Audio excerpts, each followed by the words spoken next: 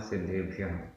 जीवमजीवं दौर्बं जिणवरवसहेण जीर्णनिदिष्टं देविन्दविन्दवन्दं वन्दे तं सर्वदा शिरसा। बोलिए श्री खजाराठ अनंतनाथ भगवान की जय। आचार्य श्री नेमिचंद्र सिद्धांती देव की जय। हम सभी बड़े सौभाग्यशाली हैं जो हमें आचार्य नेमिचंद्र सिद्धांती देव द्वारा रचित महान ग्रंथ द्रव्य संग्रह के अध्ययन का अवसर मिल रहा है।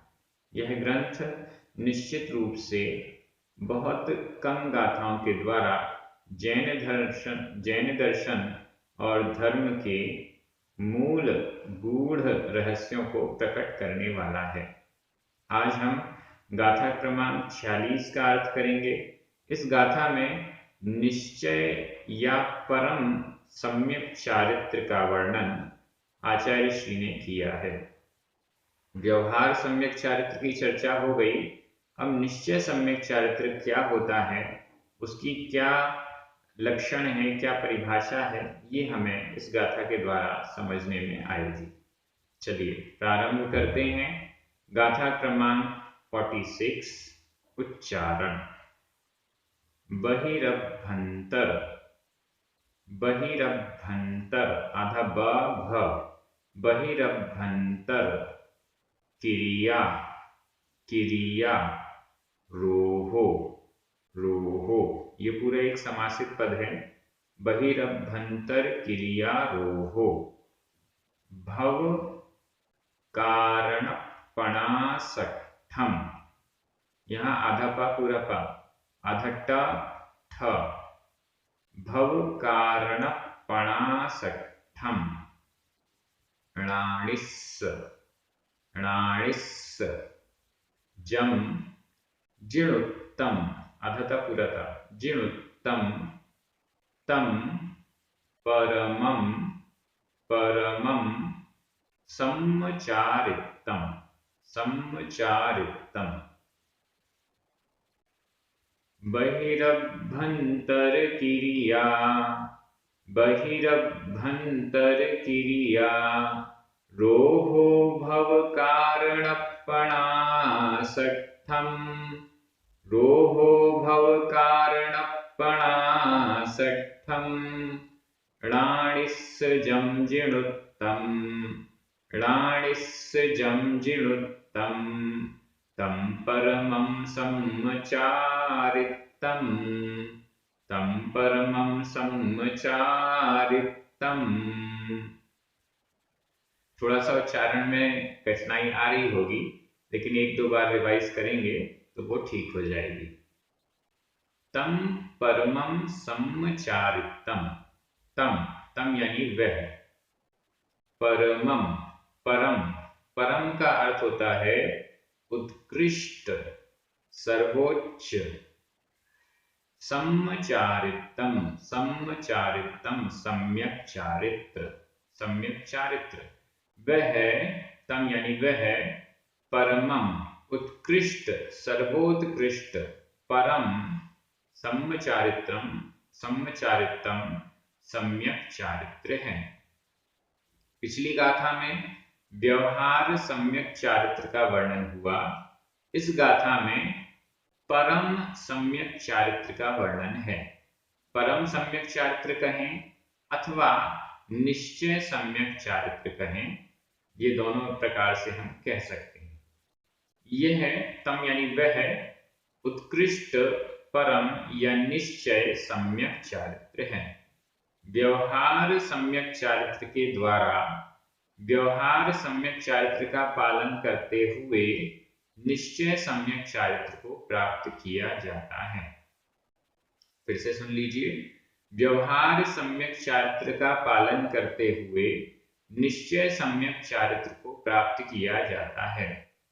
इस दृष्टि से देखा जाए तो जो नॉर्मल, जिसने मुनि अवस्था धारण नहीं की, व्रतों को पालन नहीं कर रहा है, पापों का पूर्ण रूप से त्याग नहीं किया है, पिछली गाथा के अनुसार अशुभ कर्म से विनिवृत्त नहीं हुआ, शुभ में प्रवृत्त नहीं हुआ, ऐसा व्यक्ति निश्चय सम्यक चारित्र को प्राप्त नहीं कर सकता है। अब देखते हैं निश्चय सम्यक चारित्र क्या है और क्यों निश्चय सम्यक चारित्र को प्राप्त नहीं कर सकता, इस पर भी हम थोड़ा सा विचार करेंगे। बहिरभ्यंतर क्रियारोहो, ये पूरा एक समासित पद है, इसमें समास हुआ है। बहिरभ्यंतर क्रियारोहो, क्रिया, क्रिया का अर्थ है क्रिया, क्रिया, क्रिया, क्रिया का मतलब कार्य, गतिविधियां, जो भी क्रिया। रोहो, रोहो रोध, रोध, रोध का मतलब है रोकना, निरोध करना, रोकना, क्रियाओं को रोकना, जिसने क्रियाओं को रोका। यहां नीचे जम शब्द भी है, जम जो, तम वह, जम जम जो, बहिरभ्यंतर क्रियारोहो, जम को नीचे ही रहने दीजिए, बाद में उसका अर्थ कर लेंगे। बहिरभ्यंतर क्रियारोहो, बहिरभ्यंतर, इसका भी संधि विच्छेद कर लें। बहिर र, अभ्यंतर अ, रा में जो आ है और अभ्यंतर का आ, ये दोनों छोटे आ मिलकर बड़ा आ हो गया। लेकिन आधा ब और भ ये संयुक्त अक्षर है, संयुक्त अक्षर से पूर्व जो दीर्घ स्वर होता है वह भी ह्रस्व यानी छोटा हो जाता है, वापस छोटा हो गया। तो बहिर अभ्यंतर, बहिरभ्यंतर, बहिर क्रिया, क्रिया, क्रिया शब्द दोनों में जुड़ जाएगा। बहिर क्रिया, अभ्यंतर क्रिया, रोहो रोध, बहिर यानी बाहरी, बाह्य, बाह्य क्रियाओं को, और अभ्यंतर, अभ्यंतर अंतरंग, अंतरंग क्रियाओं को। रोहो रोध, निरोध किया हुआ है जिसने, जिसने अंतरंग और बहिरंग दोनों प्रकार की क्रियाओं को रोक दिया है। बाहर भी कोई क्रिया नहीं, अंदर भी कोई क्रिया नहीं। मन, वचन और काय, मन की बाहरी कोई क्रिया नहीं, वचन की कोई क्रिया नहीं, शरीर की कोई क्रिया नहीं। अंतरंग में भी, अंदर भी मन वचन काय की क्रिया नहीं। क्या मतलब? कई बार ऐसा होता है बाहर से तो हम नहीं बोल रहे हैं लेकिन अंदर से बहुत बोल रहे हैं। बाहर से तो हम मौन बैठे हैं, एक शब्द नहीं निकल रहा, लेकिन अंदर से तो इतनी बड़बड़ बड़बड़ बड़बड़ चल रही है कि क्या करें। तो यह अंतरंग जल्प कहलाता है। बहिरंग जल्प, बाहर जो बोल रहे हैं, लेकिन बाहर नहीं बोल रहे हैं, अंदर अंदर बोल रहे हैं, तो वह अंतरंग जल्प कहलाता है। ऐसी अंतरंग क्रिया भी नहीं, शरीर तो नहीं हिल रहा, मन तो इधर उधर नहीं, लेकिन ऐसा लग रहा है यहाँ चले जाओ वहां चले जाओ, मन विचलित है, ऐसी कोई अंतरंग क्रिया भी नहीं। मन तो वैसे अंतरंग ही माना जाता है। वचन और काय मोस्टली बहिरंग माने जाते हैं। वचन अंतरंग वाले भी हो जाते हैं, बहिरंग वाले भी हो जाते हैं, लेकिन काय की क्रिया तो बहिरंग ही होती है और मन की क्रिया अंतरंग ही होती है, ऐसा हम समझ सकते हैं। ये थोड़ा सा डिफरेंस है, जो ऐसा चिंतन, थोड़ा सा चिंतन करने से ऐसा लगता है कि मन अंतरंग ही रहेगा, क्रियाएं, शरीर काय बहिरंग ही है और वचन अंतरंग बहिरंग दोनों प्रकार है, ऐसा चिंतन में आ रहा है। तो इन बाह्य और अंतरंग क्रियाओं का रोध, निरोध कर दिया है जिसने, ऐसा वह साधु सम्यक चारित्र वाला होता है। बाह्य और अंतरंग क्रियाओं का रोकना, रुकना, रोकना, रोध यानी रोकना, बाह्य और अंतरंग क्रियाओं का रोकना। अब जिसने वस्त्रों का त्याग नहीं किया, जिसने घर गृहस्थी का त्याग नहीं किया, जिसने 5 पापों का त्याग नहीं किया, वह अंतरंग और बहिरंग क्रियाओं का निरोध करेगा कैसे? ये है प्रश्न जिस पर हमें चिंतन करना चाहिए। कोई भी वस्त्रधारी, कोई भी नियम संयम के बिना वाला व्यक्ति, गृहस्थ व्यक्ति, नॉर्मल जिसने व्रतों का पालन नहीं किया है, जो मुनि नहीं बना है, पापों का त्याग नहीं किया है, कषायें जिसकी चल रही हैं नॉन स्टॉप, ऐसा व्यक्ति बाह्य और अंतरंग क्रियाओं का निरोध कैसे कर सकता है? भोजन करने के बाद कोई कहे मेरा उपवास है, बढ़िया अच्छे से नाश्ता कर लिया, भोजन कर लिया, और फिर कहता है मेरा तो उपवास है। कितनी देर का उपवास है? 1 घंटे का। अरे जब पेट भर चुका है, 1 घंटे 2 घंटे 4 घंटे वैसे ही भूख नहीं लग रही है, ऐसा व्यक्ति कहे भोजन करने के बाद कि मेरा उपवास है, तो वह उपवास नहीं होता है। हाँ, ये बात अलग है कि इतने समय तक हम कुछ ग्रहण नहीं करेंगे, ऐसा वो नियम कर ले, लेकिन वह उपवास तो नहीं कहलाएगा। उसी प्रकार से जिसने 5 पापों का त्याग नहीं किया, गृहस्थ अवस्था में है, वह यह कहने लग जाए, ध्यान से सुनिएगा, वह यह कहने लग जाए कि मैंने तो अंतरंग क्रियाओं को और बहिरंग क्रियाओं को, दोनों प्रकार की क्रियाओं को रोक कर, एकदम स्थिर होकर, आत्म ध्यान में डूब कर बैठ गया हूं, तो यह संभव नहीं है। और आज के समय में तो स्पष्ट दिखाई देता है कि हम माला फेरने बैठते हैं और हमारा मन पता नहीं कहाँ भागता है। हम माला फेरने बैठते हैं, हम पूजन करने बैठते हैं, हम स्वाध्याय करने बैठते हैं, और हमारे मोबाइल में घंटी बजती है और हमारा स्वाध्याय खत्म, घंटी देखने लग जाते हैं, मैसेज देखने लग जाते हैं कि किसका मैसेज है, किसका क्या है। तो इससे स्पष्ट है, ऐसा व्यक्ति निश्चय सम्यक चारित्र वाला हो, ये तो संभावना ही नहीं है। घर में बैठे हैं, कई लोग बहुत ज्यादा प्रैक्टिकल करते हैं, घर में एक कमरे में बैठ गए और फिर सारे वस्त्रों का त्याग कर देंगे और आत्म ध्यान में डूबने का प्रयास करेंगे। ऐसा नहीं होता। गेट बंद करके आत्म ध्यान नहीं होता। गेट बंद क्यों कर दिया भैया? कि कोई आए नहीं। अरे कोई आए नहीं, ये आपके दिमाग में चल रहा है, तो आपकी अंतरंग क्रिया तो रेगुलर चल रही है। आपके मन में डर बना हुआ है कि कोई आ जाएगा, कोई आ जाएगा। तो ये सारी जो चीजें हैं, परिशः उपसर्ग मुनिराज क्यों सहन करते हैं?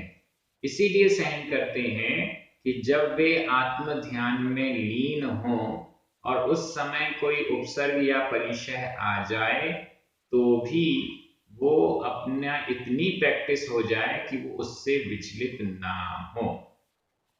यह कंडीशन पढ़ने में बड़ी सरल है कि अंतरंग से भी कुछ नहीं, बहिरंग से भी कोई क्रिया नहीं, ऐसी कंडीशन सम्यक चारित्र है। तो मैं भी ऐसे ही कर लूंगा, कुछ करना नहीं है, घर बैठ के जैसे भी एक स्थान पर बैठ जाओ, रोज 1-1 2-2 घंटे ऐसे ही बैठे रहो शांति से। गृहस्थ अवस्था में यह निश्चय सम्यक चारित्र नहीं होता है। यह एकदम स्पष्ट हमें समझना चाहिए। तो बाह्य और अंतरंग क्रियाओं का रोध। इसके बाद किस लिए किस लिए हमने बहिरंग क्रियाओं का रोध किया? किस लिए हम मौन होकर बैठे हैं?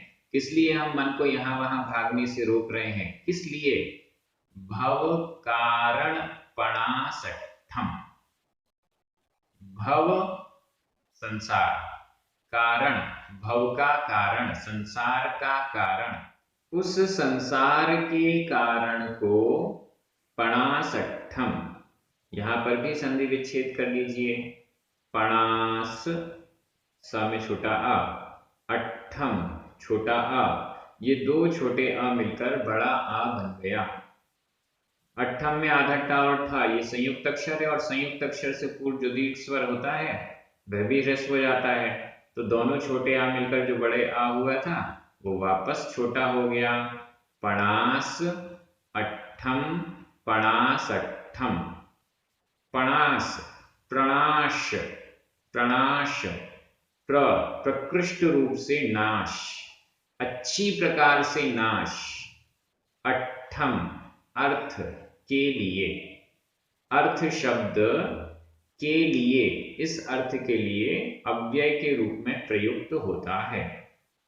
इसे क्रिया विशेषण अव्यय कहते हैं। अट्ठ अर्थ के लिए, किसके लिए? प्रणाश के लिए, नाश के लिए, अच्छी प्रकार से नाश के लिए।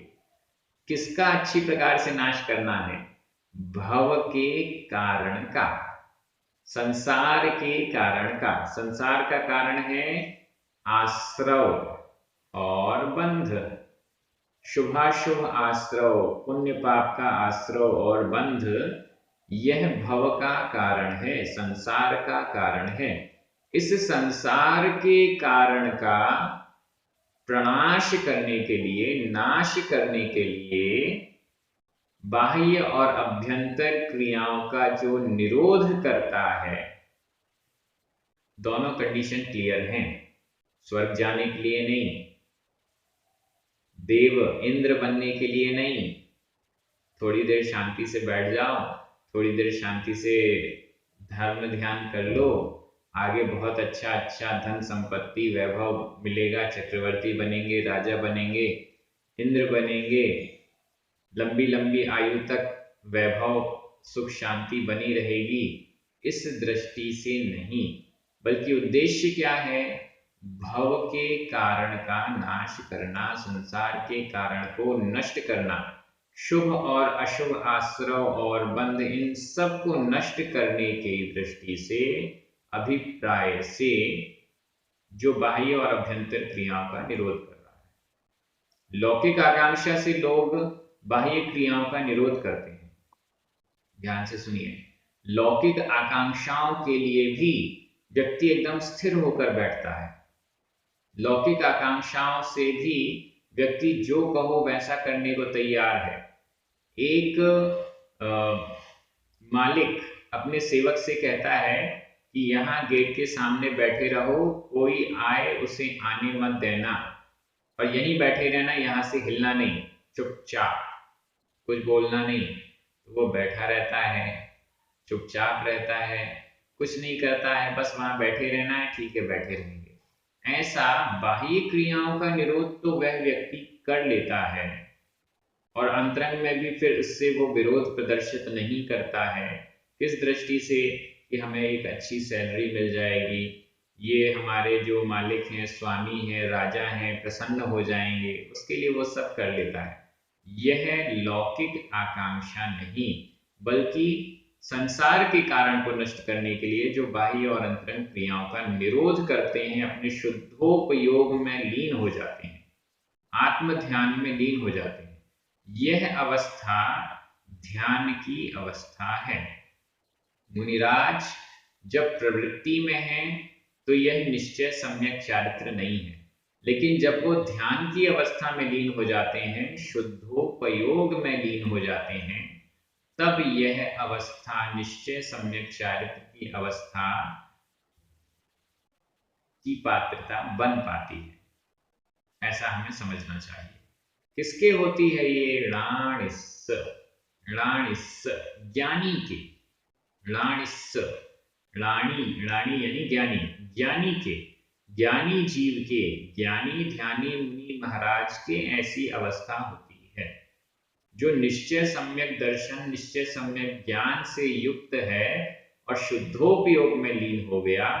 ऐसा ज्ञानी मुनि महाराज ही निश्चय सम्यक चारित्र को उत्पन्न प्रकट कर पाते हैं। ऐसा हमें समझना चाहिए। जम जो, जिणोत्तम तम परमम सम्यचारित्रम। जम यानी जो, ज्ञानी के जो ऐसा ऐसा होता है, तम वह, परमम परम, सम्यचारित्रम सम्यक चारित्र है। जिणोत्तम शब्द रह गया, यहाँ पर भी जिण संधि विच्छेद देखें, जिण ण में छोटा अ, उत्तम उ, अ और उ मिलकर अ का लोप हो गया, उ रह गया, जिण उत्तम, जिणोत्तम। जिण जिनेंद्र भगवान के द्वारा उत्तम कहा हुआ, जिनेंद्र भगवान के द्वारा कहा हुआ, तम यानी वह, परमम परम उत्कृष्ट निश्चय, सम्यचारित्रम सम्यक चारित्र है। यह जिनोत्तम सम्यक चारित्र का विशेषण बन गया। यह उत्कृष्ट निश्चय सम्यक चारित्र भी जिन उत्तम जिनेंद्र भगवान के द्वारा कहा हुआ है। जिनेंद्र भगवान ने निश्चय सम्यक चारित्र की परिभाषा क्या बताई? जो बाह्य और अभ्यंतर क्रियाओं का निरोध है, संसार के कारण को नष्ट करने के उद्देश्य से, अभिप्राय से, ऐसा उस ज्ञानी पुरुष का जो निरोध है, रोकना है बाह्य क्रियाओं इत्यादि को, अंतरंग क्रियाओं को, वह सम्यक चारित्र है। काफी कुछ बातें आपको क्लियर हो रही होंगी। आगे की गाथाओं में ध्यान के विषय में बताया गया है, जिसको समझना बहुत जरूरी है। हम ध्यान कर सकते कि नहीं, कौन ध्यान कर सकता है, कैसा ध्यान होता है, यह सब हमें उन गाथाओं के द्वारा चर्चा में आएगा। तो यहाँ पर यह गाथा एकदम अर्थ क्लियर हो चुका है। रिवीजन की दृष्टि से मैं अन्वय कर रहा हूं, आपके मन में हिंदी अर्थ चलना चाहिए। भव कारण पणासठम जम णाणिस बहिरभ्यंतर क्रिया रोहो तम जिनोत्तम परमम सम्मचारितम। मैं हिंदी अर्थ कर रहा हूं, आपकी नजर में प्राकृत शब्द आने चाहिए। संसार के कारणों का अच्छी प्रकार से नाश करने के लिए ज्ञानी जीव के जो बाह्य और अंतरंग क्रियाओं का निरोध होता है, वह जिनेंद्र भगवान के द्वारा कहा हुआ परम उत्कृष्ट निश्चय सम्यक चारित्र है। विभक्तियां देख लीजिए, बड़ी सरल हैं। यहाँ बहिरभ्यंतर क्रिया रोहो, और उसके बाद जम जिणुत्तम तम परमम सम्मचारितम, ये सभी प्रथमा विभक्ति के एक वचन हैं। भव कारण पणासठम, यहाँ अठम भी, ये पूरा भी भव कारण पणासठम, यह भी प्रथमा विभक्ति का एक वचन है। अठम को अगर हम अव्यय मान रहे हैं तो यह पूरा अव्यय का रूप भी बन सकता है, जिसमें फिर विभक्ति नहीं होगी, तो उसको फिर भव कारण को अलग करना पड़ेगा, पणासठम को अलग करना पड़ेगा, दोनों में अलग अलग विभक्तियां लगा के। और अगर समासित कर देंगे तो सब में मिलाकर प्रथमा विभक्ति का एक वचन बन जाएगा, ऐसा। इसके अलावा नाणिस षष्ठी विभक्ति का एक वचन है। जिणोत्तम में जो उत्तम शब्द है, यह भूतकालिक कृदंत का अनियमित प्रयोग है। इस प्रकार से विभक्तियां भी हो गई। आप सभी बहुत अच्छे से अध्ययन कर रहे हैं, मनन चिंतन भी कर रहे हैं, एक दूसरे को प्राकृत भाषा की दृष्टि से अध्ययन स्वाध्याय की प्रेरणा भी प्रदान कर रहे हैं। ये बहुत अच्छी बात है। सभी को बहुत बहुत धन्यवाद। पुण्यार्जकों को विशेष धन्यवाद। सभी को जय जिनेंद्र। जिनवाणी माता की जय।